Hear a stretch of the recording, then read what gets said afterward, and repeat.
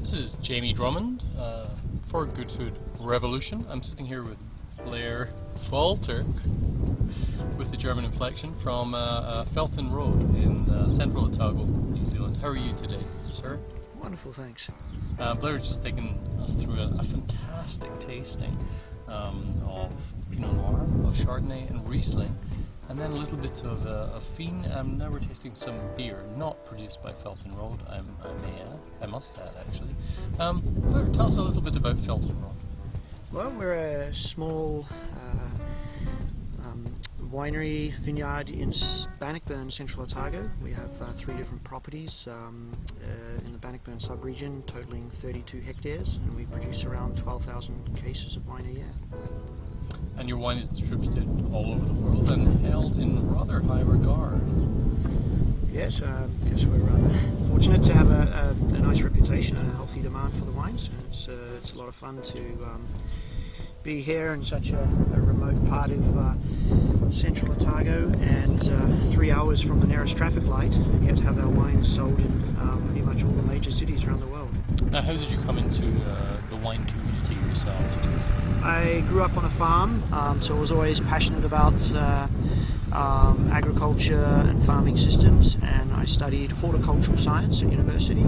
Spent the 3rd year of my degree at Oregon State, and that's how I got exposed to viticulture and wine for the first time, and specialized in my final year of studies, and then went on to work in vineyards and wineries around the world.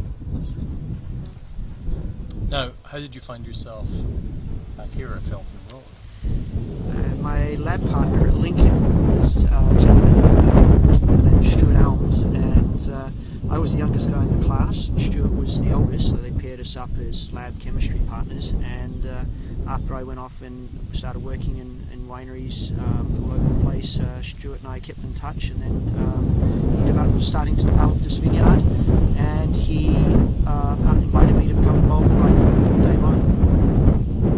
I'm just trying to cover the microphone here from the amazing breeze that you have shooting through the vineyards right now. That's a typical part of your summers, I suppose? Well, New Zealand is located at the 45th parallel in the southern hemisphere, and there's not a lot of landmass down there, and it's known as the roaring 40s, and very, very strong west to east winds.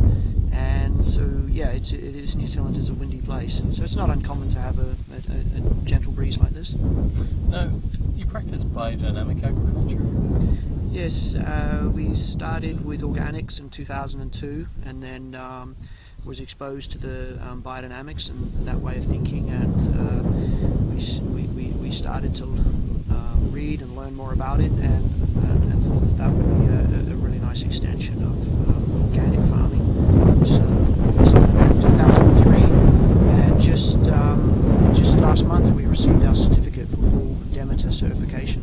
I see. You went for Demeter. Demeter certification. It's yes. hard. It just made more sense to us that you certify your whole property, not only just your production areas. We have 32 hectares in vines, but we're looking after 100 hectares of land. So on the steep hillsides behind the property, we've got goats grazing that chew off the briar bushes, which are a pest weed for us. And that allows more grass to grow. So we just have our first two cattle, and we also have chickens running around. So it encourages you to think more about biodiversity and a complete farming system rather than just a simple system. Now, because of the very dry air here in central Otago, is it? That's my phone. Is it a random Beatles track that comes up, or? It's no, that's the Bee Gees. The Bee Gees. You must know All right, the Bee okay. Gees, man. Name that tune, "Fail" from Jamie Drummond. Would you say it was easier because of the drier climate here and the lack of humidity? It was easier to go organic and/or biodynamic in this particular region? It's certainly Less of a challenge? yeah, perhaps? certainly less of a challenge. I mean, even before we went organic and biodynamic, we'd never sprayed anything on the vines that wasn't organic. So it was more coming to grips with soil management, soil fertility, and weed control under the vines was really the only major challenge for us in converting. Now, as as Felton Road sort of moves on from the amazing acclaim it has had internationally thus far, where do you see the future for Felton Road? We have no plans for further growth. We're very happy with the size of the vineyards and winery at 32 hectares, 12,000 cases. So we're enjoying the increasing vine age that we're getting. We're up to our oldest vines are now 18 years old, and I think we're looking forward to average up vine ages of 20, 25, 30 years, and I think that's when we'll really start to see some settling down and interesting quality coming out.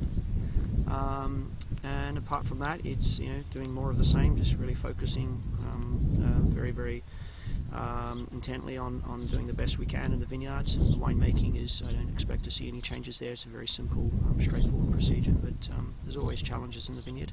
And your markets right now, where are your major markets for your wines? Major market is Australia and the UK, followed by sort of a second tier of markets would be the likes of Hong Kong, Japan, Canada, and then a whole host of European countries and other Asian markets that we ship to. Interesting.